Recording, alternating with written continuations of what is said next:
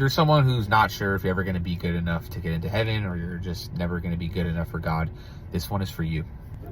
I want to talk about the two men that were hung on the cross with Jesus. I feel like there's a lot of people out there that don't know this, but Jesus was not crucified alone. He was actually crucified with two other criminals. And just, I guess, kind of a brief history lesson for you. Roman crucifixion was one of the most horrific acts of punishment that there was at the time. In fact, it was so horrible that Romans didn't allow their own citizens to be crucified. It was seen as that lowly and just that horrible. And these two men obviously had to be in that category of bad people, otherwise they wouldn't be on the cross with Jesus. Well, as the story goes, one of the men on the cross is mocking Jesus and basically just poking fun at him. Even though he's up there with him, he is finding it within himself to poke fun at the situation, and more so at Jesus, and basically just trying to make him seem like a fraud, and he's not who he is.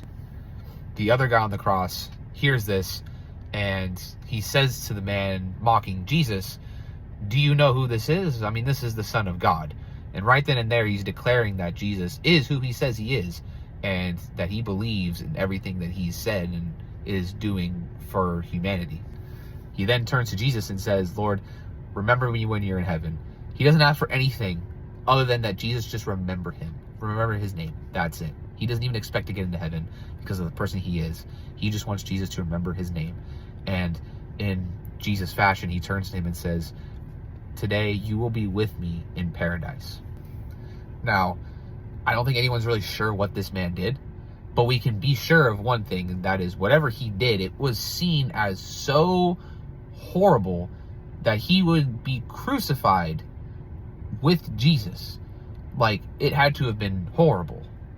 And yet, in that moment that he declares that the man he's talking to, Jesus, is who he says he is, he declares that to him. Jesus says, "Don't even worry. You're going to be with me in heaven. You're not going to be left out. I'm going to make a spot for you, and you're going to be there." Now, I'm not saying just live your life as horrible as you want, and then last second try to declare Jesus as Lord and Savior. But what I am saying is that if someone like that, who was probably a horrible person most of his life, all the way to the very end, can find a spot in heaven and can declare Jesus to be Lord, you can too. Getting a spot in heaven is not about works. It's not about pleasing God, because there's nothing you're ever going to be able to do in this life that's going to please God, that's going to earn your spot in heaven. That spot was earned for you the day that Jesus died on the cross. And because of that, in the Lord's eyes, you're always going to be good enough. He loves you. Don't forget that.